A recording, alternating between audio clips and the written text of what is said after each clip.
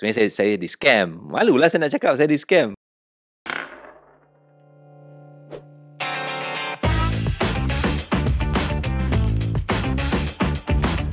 Assalamualaikum, Datuk Wira, Dr. Azizah Usman. Waalaikumsalam warahmatullahi. Tak perlu diperkenalkan lagi lah, saya rasa ramai orang dah tahu. Datuk Wira adalah pengasas Richwork International, investor dan juga mentor bisnes. Jadi sebelum apa-apa, first of all nak tanya. Datuk, pagi-pagi tadi, celik je mata, bangun tidur, apa perkara pertama yang Datuk buat? Apa perkara pertama? Bersyukur dulu kan. Bersyukurlah kan. Alhamdulillah dapat hidup hari ni. Itulah. Ada fikir dah, okay, next hari ni ada apa aktiviti nak jumpa dengan Nona. Of course. I'm excited. Hari ni ada session interview hari ni. Excited. Excited and looking forward untuk share lah, untuk bagi inspirasi. InsyaAllah. Dengan kabarnya lepas ni pun akan jumpa salah seorang pemimpin negara kita InsyaAllah. Okey, semoga berjalan lancar. Tapi kita terus kepada podcast kita hari ni. Orang kata Datuk Wira, Dr. Azizah Usman ni, dia ada sense tau terhadap seseorang. Sama ada orang tu boleh atau handal berniaga atau tidak. Betul ke? Dia bukan sense lah. I think pattern. Kita boleh kenal tingkah laku seseorang tu sebab dah berapa tahun kan? Dah 17 tahun terlibat dalam industri latihan, berurusan dengan orang. Orang kata sekilas ikan di laut tu kita boleh tahulah lebih kurang macam mana kan. Jadi boleh tahulah, lebih kurang boleh tahu orang ni boleh pergi jauh atau tidak. Dan kalau dia tidak, apa yang dia kena buat untuk dia boleh pergi jauh. Asah lagi bakat tu lah. Dia ada. Betul. Okay, tak apa. Lepas ni mungkin Datuk boleh tengok nilai saya. Boleh tak masuk dalam bisnes atau tak? InsyaAllah. Okay, sejauh mana Datuk Wira lihat bisnes mentorship ni dapat berkembang pada masa akan datang? Dia adalah satu perniagaan yang saya melihat diperlukan sekarang dan masa hadapan. Macam mana evolusi latihan, bimbingan sepanjang beberapa tahun ni. Kalau kita melihat di negara-negara yang lebih advance seperti di US, di Japan atau Korea atau di Singapore, kita ambil konsep macam ni lah. Kalau dulu orang nak belajar badminton, dia boleh masuk bengkel belajar badminton. Akademi badminton. Lepas tu dia boleh fight untuk jadi best badminton player. Tapi dalam perjalanan tu apa yang didapati adalah bengkel badminton tak cukup. Dia perlukan perhatian personalized, lebih ikut keadaan seseorang, individual. Jadi di situ datangnya mentorship dan coaching. Dan di situlah datangnya lebih intimate atau lebih dekat, kita boleh bagi feedback tentang seseorang ni, apa yang dia perlu perbaiki, dan keadaan ni saya fikir akan berkembang. Kalau kita melihat Harvard University Harvard, mereka sangat menekankan coaching and mentorship dalam semua degree program, PhD program, even dalam executive education, mereka sangat menekankan coaching sebenarnya. Maksudnya masih belajar tapi dah start coaching untuk masa depan dah mereka. Mula dah. Sebab feedback macam anak-anak kita kan. Kalau anak kita masuk sekolah, belajar semua orang sama. Tetapi dia perlukan private tutorial untuk fokus kat mana kekuatan, kat mana kelemahan dia. Dia sama konsep bisnes. Semua orang tak sama. Dan even kalau dia dalam fashion industry, macam anak didik saya ada yang sama macam fashion industry, tapi sebenarnya berbeza. Karakter dia berbeza. Ada orang boleh ke depan, nak orang nampak. Ada orang tak nak. Dia nak duduk di belakang tabir. Jadi kita kena ikut kesesuaian. Itulah mentorship diperlukan. Tapi ada orang juga katakan mentorship punya program ni boleh dapat dah di media sosial seperti YouTube dan juga TT. Pandangan Datuk Wira? Kita boleh dapat one way education di mana saja. Even daripada dulu pun orang kata boleh belajar dekat Google, boleh dapat kat YouTube, belajar. Kita boleh dapat belajar baca buku zaman dulu kan, ataupun pakai hari ni digital. Tapi belajar satu bab. Mentorship ni berbeza. Mentorship ni adalah umpama saya melihat Suzy dan saya boleh bagi tahu dengan you, you adalah seorang yang sangat proses. You nak semua benda ni mesti tersusun. Mesti ikut step. Kalau tak ikut step, you akan rasa tak selesa. Betul. Jadi kalau berurusan dengan orang yang macam you, contohnya, saya kena tahu ini kekuatan you. Tapi dia boleh jadi kelemahan juga. Betul. Kalau kita nak ada perubahan, you akan tak selesa. You nak macam ni, macam ni. Itu mentorship. YouTube tak boleh cakap dengan macam tu dengan you. Adakah sekarang Datuk Wira tengah menganalisis diri saya? Saya cakap ni contoh je. Saya pun tak tahu. Tapi macam betul kan? So itu cara. Dan you adalah orang yang akan teliti dan nak sesuatu benda tu nak ada fakta. Ya. Tapi YouTube takkan boleh cakap macam tu dengan you. Betul. Kan? Sama lah juga konsep dia dalam kehidupan kita kan, Datuk. Orang kata kita dah pandai mengaji. Contohlah saya ambil dia punya misalnya contoh. Betul. Dah pandai mengaji. Tapi kita perlukan juga guru dalam apa-apa bidang. Untuk membetulkan bacaan, memperbaiki bacaan. Kalau kita sendiri, kita tak tahu mana kelemahan kita. Sangat tepat. Betul. Sangat tepat. Okey. Kalau benda tu simple boleh lah. Kan? Tapi kalau you nak bawa kepada tahap yang lebih teliti, lebih rapi, lebih fasahah bacaan. Itu perlukan guru. Dia bagaimana semua itu kan. Perlukan guru yang berbeza. Dan lain guru ni pula lain kefahaman level dia. Kan? Sebutan dia, letak lidah dia lain. Sama konsep dia, mentorship. Dan tak semestinya seorang. Mungkin lepas ni mereka pergi ke mentor lagi lain pula untuk dapat lain-lain punya pandangan. Betul. Dan sepaham saya lah kan, Datuk Wira, mereka yang Titan kita panggil Titan, usahawan Titan yang di bawah Richwork ni, mereka ada yang kata mereka sebenarnya dah berjaya. Mereka masuk dalam program Richwork ni sebab networking. Pandangan Datuk? Possible. Ada yang masuk memang dah berjaya pada satu tahap. Of course networking tu bonus lah. Duduk dekat dalam satu circle yang semua orang adalah successful penting. Tak ada orang nak duduk dekat satu tempat yang semua orang gagal. Kan? Betul. Dan value dia tak ada lah. Tak ada value. Kita nak duduk dengan circle yang semuanya successful. Betul. Untuk inspire kita. Tapi kalau kita ambil contoh nak kata contohnya syarikat umrah yang terbesar di Malaysia, Andalusia. Mereka sudah berjaya pada tahap kejayaan dia. Tapi apa yang kami berjaya buat adalah kita bantu dia transform digitalization. Kita bantu banner memperkuatkan lagi brand dia. Kita memperkukuhkan lagi hala tuju dia. Dan hari ini dia berjaya 3 ke 5 kali ganda lebih hebat daripada kejayaan yang dia dah capai. Maksudnya, orang dah berjaya, dia boleh lebih berjaya. Dan kita nak deal dengan orang yang dah berjaya. Betul. Sebab dia dah ada asas. Titan ni tahap dia mesti dah ada satu level of kejayaan. Tapi kita bawa dia ke level seterusnya. Banyak yang contohnya yang capai mungkin 1 tahun 1 juta. Hari ni Alhamdulillah boleh buat 25 juta. Alhamdulillah adalah peningkatan sikit kan. Kalau tak banyak kan. Alhamdulillah. Ada yang sampai berpuluh-puluh juta. Ratus juta pun ada. 500 juta pun ada. Kadang-kadang kita tak tercapai akal. Macam mana boleh dapat banyak ni kan? Alhamdulillah. Nak menunjukkan bahawa sebenarnya boleh. Bangsa kita boleh. Komuniti kita boleh sebenarnya. InsyaAllah. Okey, sepanjang 17 tahun dalam bidang ni kan. Datuk Wira, Datuk Azizan sendiri lihat mungkin ada titik terendah atau kerugian paling besar yang pernah dialami yang dapat pelajari daripada situasi tersebut sampai hari ini. Okey, antara benda yang saya rasa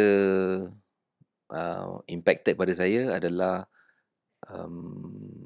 pengalaman saya, nak guna perkataan disalahertikan atau difitnah. Itu pengalaman saya sendiri yang mana saya tak boleh nak jawab pada waktu tu. Mungkin boleh kongsikan difitnah contohnya saya tiba-tiba orang kata saya ada PhD palsu. Saya claim saya ada 8 PhD. Which sebenarnya saya tak pernah cakap pun. Tapi saya tak boleh nak jawab pada waktu tu sebabkan keadaan pada waktu tu adalah some legal consequences yang saya terpaksa berurusan dengan secara tertutup di belakang. Jadi saya tak boleh nak kata, nak bagi tahu sebenarnya dia macam ni. Sebenarnya saya di scam. Malulah saya nak cakap saya di scam. Tapi benda tu berlaku. Bodoh lah saya pada waktu tu. Memang bodoh. Sampai sekarang saya macam kenapa aku buat keputusan bodoh. Tapi kenapa tak rasa ke credibility Datuk Wira sebagai mentor bisnes tu sendiri tercalar bila adanya isu kontroversi seperti itu? Betul. On one side yes, saya setuju. Persepsi akan ada. Dan saya tak boleh nak menjawab pada waktu tu. That's why kenapa saya complete my PhD local university. Sebab saya nak mengatakan, come on, PhD is a process. Dan kalau benda tu sesuatu yang saya perlu tunjukkan Malaysia, saya ada Malaysian University punya recognition, saya ada dan Alhamdulillah benda tu dah complete.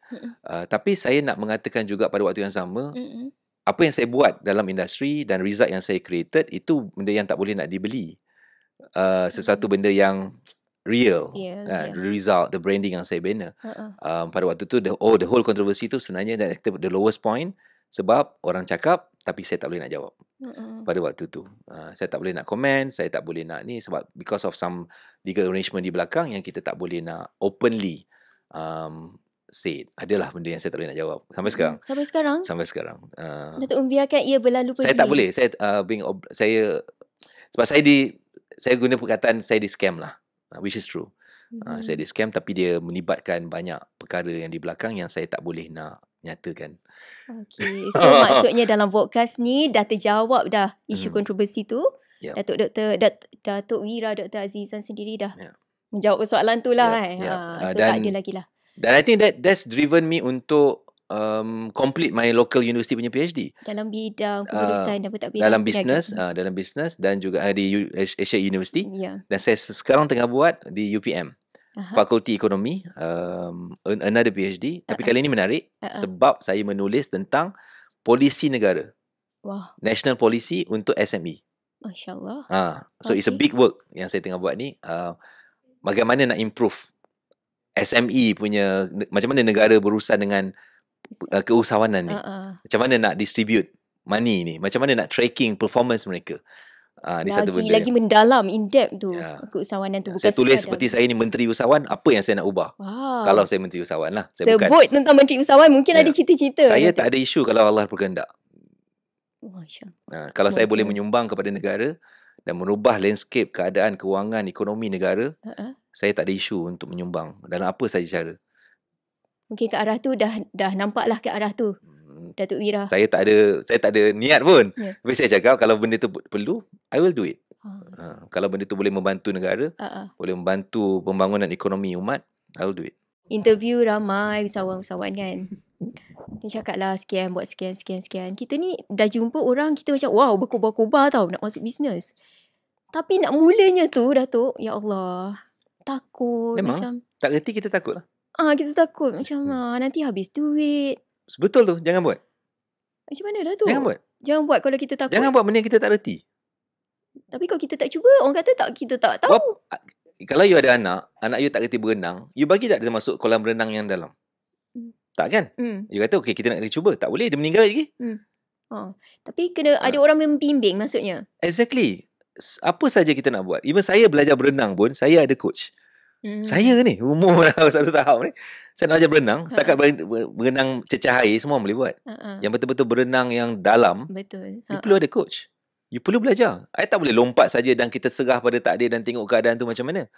Tak boleh. Bisnes sama. Kalau setakat nak meniaga tepi jalan, sikit-sikit mula, itu tak susah. Risiko tak tinggi. Tapi bila nak invest, nak berkorban, nak bergadai, nak mulakan perniagaan, kalau you ada family lah, datang kat you cakap, dia berkobar-kobar. Hanya sebab dia berjaya dalam kerjaya, dia datang kat you, dia cakap, I nak 1 juta boleh tak? Bagi you pinjam duit, loan, bagi I duit 1 juta, I nak berniaga, tak 1 juta lah, 100,000.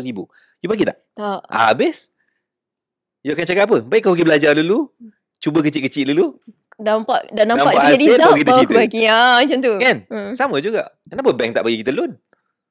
Kalau kita baru mula. Tak nampak kita punya ni. Belum mula. Tak nampak lagi. So, sama konsep dia. Kita salah faham ni dalam bab perniagaan dan pelajaran. Kita anggap perniagaan ni boleh buat secara hobi. Boleh. Hobi lah kita dapat. Datuk Wira kan dah jumpa ramai usahawan-usahawan yang berjaya dan sebagainya kan. Tapi mungkin ada di kalangan mereka ni ada perangai skeptikal, atau orang Melayu kan ada perangai skeptikal dalam berniaga.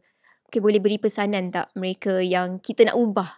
Maksudnya dia takut berniaga. Perangai mereka ke sikap hari ni mereka. Tak patutlah macam tu. Sebab hari ni banyak contoh sangat orang yang berjaya dalam perniagaan. Terlalu banyak. Kalau kita tengok orang kata orang paling nampak Khairul Aming. For example kan. Khairul Meng KM kan, Khairul Meng kan. Yang mana dia berjaya dalam perniagaan dia KE. Tapi kalau kita melihat, kita nampak di depan, kalau kita melihat di belakang, dia adalah seorang yang learned, suka belajar. Betul. Dia belajar, dia improve. Betul. Dia bukan orang yang orang kata minta jah je. Perkataan ni kasar sikit, orang bodoh, tak ada ilmu. Tak. Apa saja tindakan dia tu, dia belajar. Sama ada dia belajar tu daripada seorang atau belajar tu daripada pelbagai sumber, dia tetap belajar. Maksudnya adalah kita perlu belajar. Kita perlu belajar. Dan saya ambil konteks tentang belajar tentang berenang lah. Orang kata kita berniaga ni mula je, kita start je. Boleh mula start, tapi boleh cuba. Tetapi chances kita berjaya tu susah. Statistik dunia mengatakan 100 perniagaan yang bermula, hanya 4 je yang survive. 96 akan gagal. Kenapa? Sebab dia tidak bermula dengan ilmu yang betul. Contoh kita nak berenang lah masuk lautan dalam. Tak pernah berenang. So kita macam gedah je lah. Boleh? Boleh gedah je? Tak boleh lah. Kita Bila tenggelam. Innalillahi wa inna ilaihi raji'un lah je kan. Lemas lah kita kat situ. Kita kapai-kapai. Apa bezanya dengan perniagaan? Hari ni lagi susah. Hari ni persaingan banyak. Platform banyak. Orang yang belajar banyak. Kan? Orang yang tahu dan kopi orang lain banyak. Kan? Pun satu juga. Jadi kita tak boleh kata buat je lah. Boleh. Buat je. Mula-mula boleh. Tapi lama-lama dah tak boleh. Kita akan hanya tahap tu je. Cerita tentang menimba ilmu. Tengok kalau kat kediaman Datuk Wira ni penuh dengan buku-buku. Datuk Wira sendiri seorang yang suka membaca buku kan. Wajib. Jadi daripada membaca buku tu, yelah kita dapat banyak info baru. Kenapa perlunya membaca tu Datuk Wira? Sedangkan dah kaya ni. Dah berjaya dah. Saya suka prinsip saya dalam hidup ni, dalam perniagaan, dalam kehidupan. Saya pegang prinsip Kaizen. Kaizen? Memperbaiki diri. Sentiasa nak perbaiki diri. Sentiasa nak improve. Sebab tu kesihatan, saya nak perbaiki kesihatan saya. Terbukti dah. Fitness, saya nak perbaiki fitness saya. Hasil kerja, perniagaan, saya nak buat lebih baik. Saya bawa balik daripada Manchester, attend the University of Manchester punya one of the module untuk saya punya MBA. Saya dah ada master dah. Saya master in science and marketing sebelum ni. Saya ada master of law daripada Cumbria. Tapi saya buat satu lagi master MBA daripada University of Manchester. Dia macam seakan tak puas Terus lagi. Dunia ni berubah. Dan lebih banyak kita belajar sesuatu, lebih faham kita tentang benda yang kita tak faham selama ni. Banyak lagi yang kita tak tahu. Saya tengah kaji pasal AI, saya tengah kaji pasal dunia investment lagi besar, big data, benda-benda yang hari ni dulu tak ada. Kan? Hari ni apa-apa borak dengan AI. Betul. Kan? Kau beritahu aku ni macam mana kan? Teknologi kan. Jadi saya macam tu. Saya percaya dengan prinsip perbaiki apa yang kita buat. Selagi kita hidup, jangan berhenti perbaiki diri. Masya-Allah. Kata-kata nasihat yang juga saya rasa itu patut kita ambil tu dalam kehidupan kita seharian kan. Jangan rasa selesa sangat lah dengan apa yang kita dah ada. Bersyukur ya penting. Tapi tak boleh rasa macam enough. Tak boleh. Sebab kalau kita tak improve, orang lain akan improve. Tapi nanti orang kata macam tak bersyukur lah. Syukur? You tak bersyukur. You dah takat ni, rezeki you sampai sini. Bersyukur je lah. Sebab kita bersyukur tu lah kita nak perbaiki. Sama dengan keadaan kalau kita ambil lebih bit of Islamic. Kenapa? Selama ni kita solat. Kan? Tapi kita perbaiki tak solat kita? Kita faham tak bacaan kita? Kita semakin khusyuk atau semakin jauh? Kita semakin committed atau semakin leka? Itu juga proses. Macam bacaan. Over the years, saya suka perbaiki bacaan. Mengaji. Saya ada guru-guru saya mengajar. Dulu belajar mengaji hanya nak habiskan. Lama-lama nak perbaiki bacaan. Lepas tu nak perbaiki kefahaman. Lepas tu nak amalkan. Lepas tu nak ambil ayat-ayat yang kita nak bawa dalam kehidupan. Itu fasa dia. Bukan pasal kita dah berumur, tapi kita tahu umur kita tak panjang. Kita semakin menghampiri ke arah itu. Jadi kita nak setiap saat ni kita nak sentiasa perbaiki diri. Wallahualam. Okay. Datuk Wira, setahu saya lah, Datuk juga bukan je ada rich work, tapi ada juga license dalam bidang factoring. Lepas tu ada juga Wira Go Auto. Macam-macam ada. E-fulfillment. Macam-macam lah sebenarnya kan. Tapi orang nampak rich work je kan. Nak berkaitan dengan rich work ni, orang kata bisnes Ailio menguntungkan atau tidak, dan nak diterokai lagi, sejauh mana lagi nak diterokai dan dicadangkan kepada orang lain yang mungkin nak masuk dalam bidang ni juga. Mungkin saya ingat kita dah biasa dengan produk tau. Bisnes tu mesti produk. Bisa ada barang tangible. Sedangkan sekolah adalah tak ada produk. Sekolah kalau sekolah dia hanya mengajar ilmu yang tak nampak. Kan? Ataupun pusat Al-Quran. Ada Al-Quran, dia tak jual Quran. Dia mengajar kaedah mengaji kan. Ataupun kalau kita melihat consultancy, satu bidang yang tidak besar di Malaysia, tapi sangat besar di seluruh dunia. Kita tengok consulting firm seperti McKinsey, BCG, Boston Consulting Group. Itu semua inspired company-company yang saya melihat. Mereka ni adalah contoh-contoh bagi Richworks. One day kita nak jadi macam tu besar. Kita consult, kita bantu company-company ni untuk berkembang dengan Ailio. Dengan Ailio maksudnya, yelah, takkan kita nak, barang kita adalah knowledge, service. Macam pergi umrah kan. Kita tak menjual Kaabah, kita menjual pengalaman. Jadi I think orang kita perlu didedahkan dengan dengan business yang intangible, yang berbentuk perkhidmatan, yang business Elio. Sebenarnya majoriti orang business Elio. Lawyer, business Elio. Doktor, consult, pakai Elio. Pengacara. Kejap lagi dia jual barang tu, produk, ubat. Pengacara.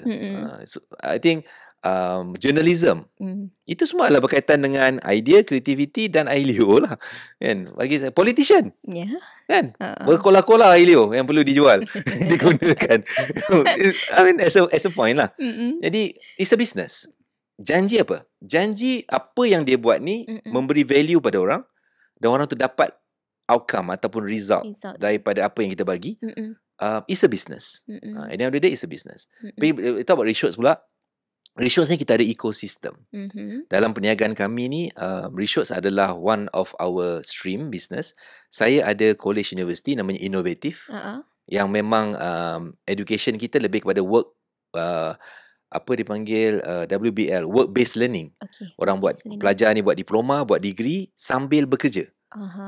Itu kita ada. Saya ada college Innovative College University. Saya ada factoring leasing untuk bantu mereka yang masuk tender. Biasanya agensi kerajaan ataupun swasta. Mereka tak ada cukup capital untuk buat rolling. Kita bagi mereka financing. Saya juga ada personal financing punya company yang bagian personal credit. Semua ni sebenarnya ekosistem untuk membantu usahawan. Kita ada e-fulfillment. Hari ni zaman TikTok, zaman orang berniaga, mereka nak packaging barang, dia ada timing. Susah untuk dia nak ada pekerja bungkus barang. Jadi kita sediakan platform untuk kita uruskan semua. Order masuk, kita uruskan dan hantar. Tanpa dia kena penalty dan fine. Jadi all the anchor system, the ecosystem yang kita bina, termasuk accounting services. Kita ada e-invoicing punya system. Kita ada audit company. Semuanya adalah ekosistem yang kita bina untuk support perniagaan. Dr. Wira, bila anak didik dah berjaya dan pamer banyak harta, apa perasaan Datuk Wira sendiri? Tak gembira.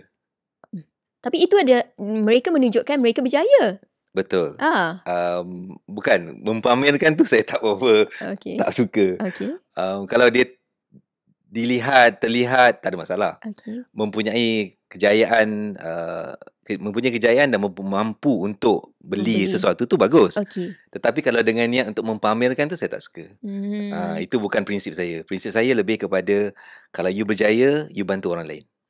You berjaya, you bagi orang peluang pekerjaan. You berjaya, you menyumbang, bina madrasah, support orang. Itu saya punya kesukaan lah. Itu prinsip saya. Ada ke Datuk sendiri beri nasihat kepada mereka bila nampak anak didik buat sedemikian? Tapi kalau dia nak buat juga, terpulang lah. Ini masing-masing kita tak boleh nak kawal kan. Kita bukan anak kita. Anak kita pun susah nak kawal. Anak orang lain.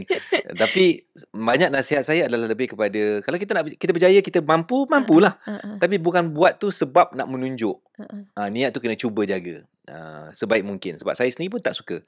Personally, saya suka reserve ataupun saya suka apa yang saya capai, saya sendirilah. Saya lebih suka kepada memberi manfaat je. Betul. Saya tak suka nak semua benda nak kena tunjuk. Tak perlu.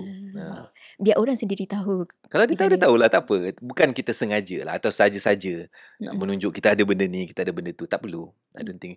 Kejayaan tak perlu nak tunjuk. Tak perlu. Tak timbul pula cemburu nanti kat orang lain kan? Tak apa.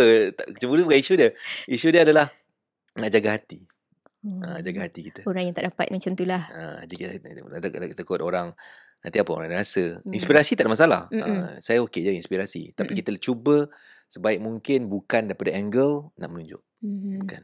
Okay, umum mengetahui Datuk Wira, ni adalah kenyataan yang kita dah tahu. Salah seorang anak didik Datuk Wira sendiri dah tak lagi bergelar mentor usahawan dan mula menjual produk dia sendiri.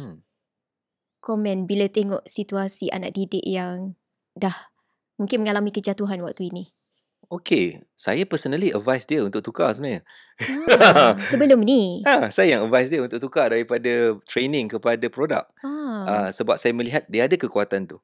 Dia ada kekuatan daripada segi produk. Dia boleh bina bisnes yang based on product base. Dan saya nampak dia boleh pergi jauh. Jadi saya tak ada isu. Maknanya dah disampaikan dululah terlebih dahulu. It's a plan process. Okey, untuk anak didik lain yang mungkin tak berhubung lagi dengan Datuk Wira ke, Apa lagi pandangan, mungkin nasihat kepada mereka? Pandangan nasihat saya adalah balik kepada asas perniagaan. Niat kita mestilah sentiasa nak beri manfaat pada orang. Walau di mana pun kita berada, apa pun yang kita buat, jangan berhenti bagi manfaat. Kalau kita slow down in terms of bagi manfaat, itu lebih berdosa daripada dikenali atau dikenali punya isu ni tadi. Ataupun dilihat tidak buat kerja. Kita kena fokus dengan bagi manfaat.